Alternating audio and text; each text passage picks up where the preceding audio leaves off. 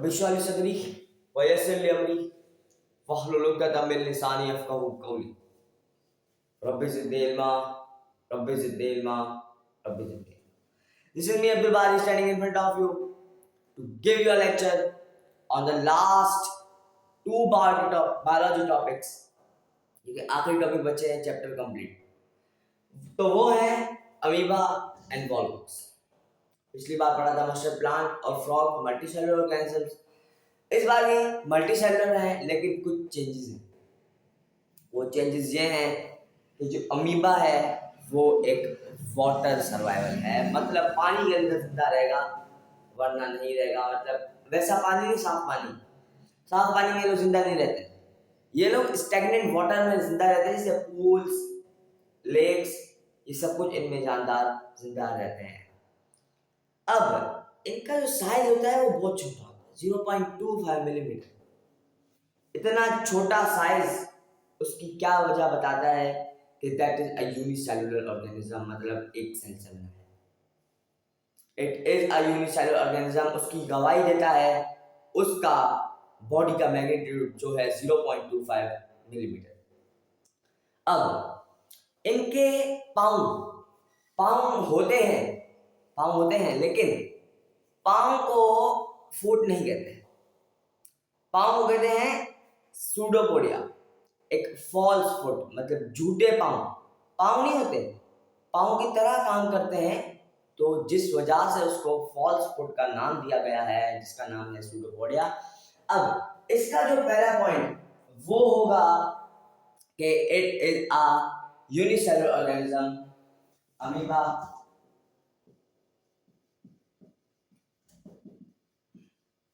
is a unicellular organism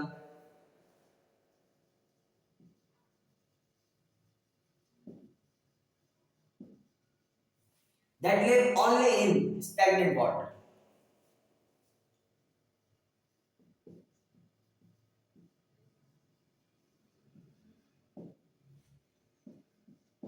Stagnant water, जैसे pools हो गया,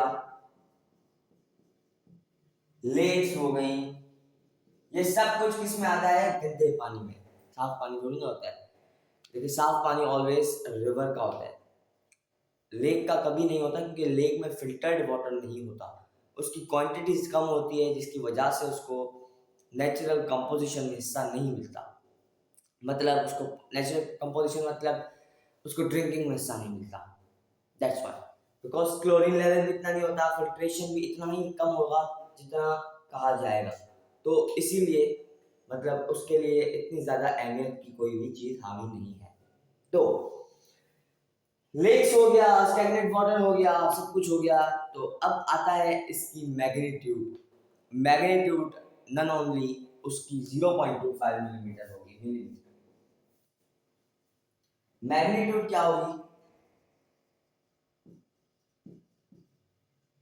मैग्नीट्यूड विल बी 0.25 मिलीमीटर। अब मैग्नीट्यूड भी इसका हो गया, लेकिन that moves by false foot that is known as pseudopodia। चलते किससे वाटर में? एक ऐसा फॉल्स फुट जिसकी वजह से वो चलता है, उसको क्या कहते हैं? उसको कहते हैं सूडोपोडिया। इसकी मदद से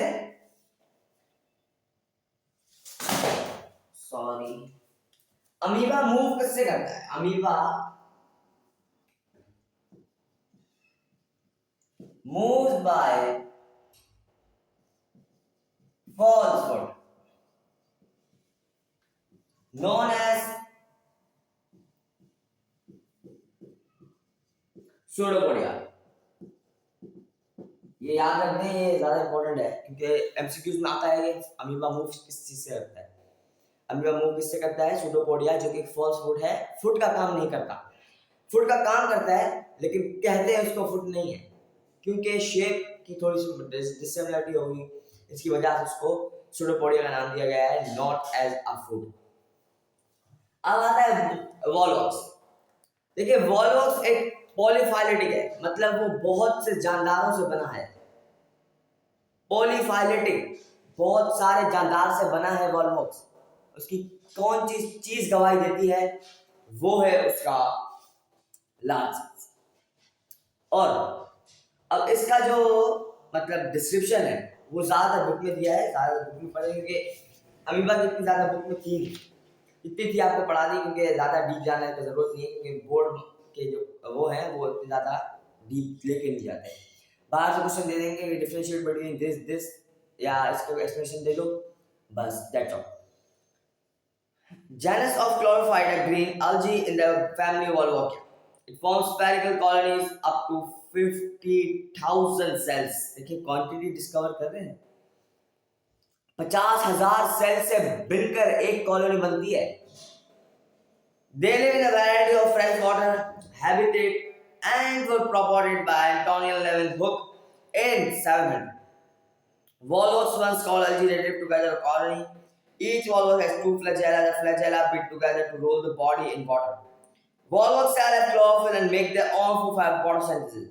Volvox are not harmful to humans because they do not produce any toxic substance. देखिए एक चीज मैंने आपको बताना भूल गया कि वॉल्वॉक्स हमेशा कॉलोनीज बनाता है, सेल्स की कॉलोनीज बनाता है। ज्यादा सेल इकट्ठा करेगा तो कॉलोनी बना देगा। अब वो सेल, अब सेल जब इकट्ठा हो गया, अब सेल जब इकट्ठे हो गए तो क्या बनेगा? ज्यादातर मल्टी बन जाएगा, तो मल्टी उसकी कॉलोनीज ही कहलाएगा, मल्टी उसकी कॉलोनीज ही कहलाएगा। मतलब ज्यादा सेल एक कॉलोनी बन गया ना, एक कॉलोनी कितने सेलों से बन रहा है?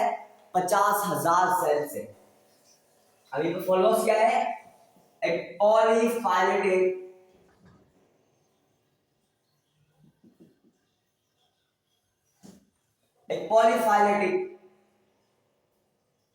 ऑर्गेनिज्म है।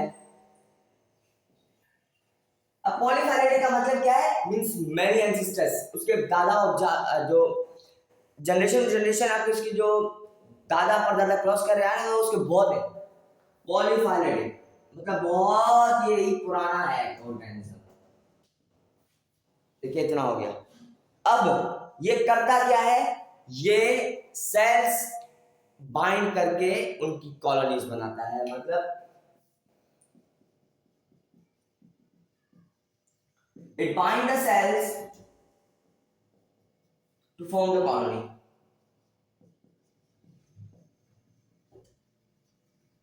मतलब ज्यादा जानदार मिलाएगा, फिर उसको कन्वर्ट करेगा एक कॉलोनी में।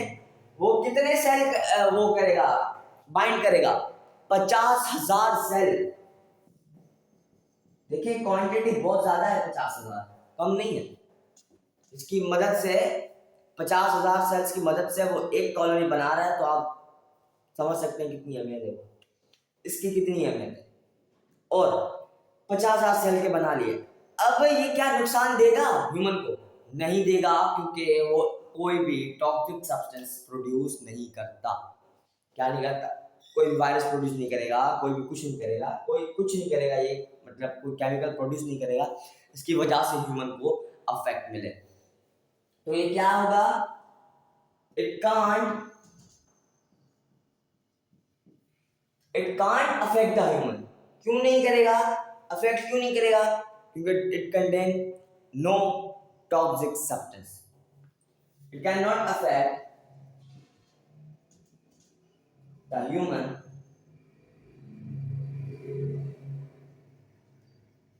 because it cannot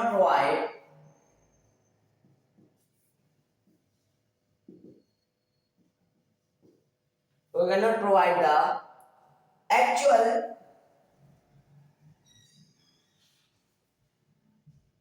virus or any disease या कोई टॉक्सिक सब्सटेंस।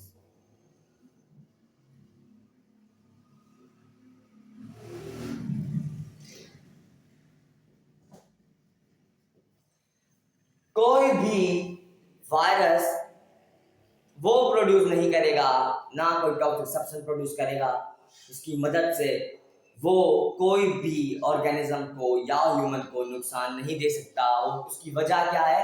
उसकी वजह है उनकी कॉलोनी। कॉलोनी कौन सी? सेल्स की कॉलोनी, जो कि वो कंबाइन करके बना रहा है। to make a virtual colony that is known as a Volvox and amoeba. अब देखें, चैप्टर हो गया कंप्लीट। मुझे यकीन है कि आपको समझ में आया होगा कि माइक की कुछ डिफिकल्टी की वजह से मैं वीडियो बगैर माइक के दे रहा हूँ, थोड़ी नॉइसेस पीछे से आ रही होंगी, तो please avoid them and focus on study to make a plot. देखें, चैप्टर हो गया कंप्लीट, लंबा चैप्टर था तो इसीलिए ज़्यादा टाइम लिया, क्योंकि नेक्स्ट चैप्टर 2 है, वो बिल्कुल आसान चैप्टर है, वो है भी छोटा चैप्टर, उसके लिए ज़्यादा मेहनत नहीं रिक्वायर होगी, लेकिन समझना फिर भी मतलब ज़रूरी होगा, क्योंकि समझेंगे तो आगे बढ़ेंगे, रट्टे से कुछ नहीं होगा। ये मेरी टीचर कहती थी, पढ़ोगे तो समझोगे तो आगे बढ़ोगे, रट्टे से कुछ नहीं होगा। तो मैं भी आपको यही समझा रहा हूँ, रट्टे से कुछ नहीं होगा, बाज आ जाए हरकत से, रट्टे से कुछ नहीं होगा, ये समझेंगे। तो लिसन मी अब्दुल बारी।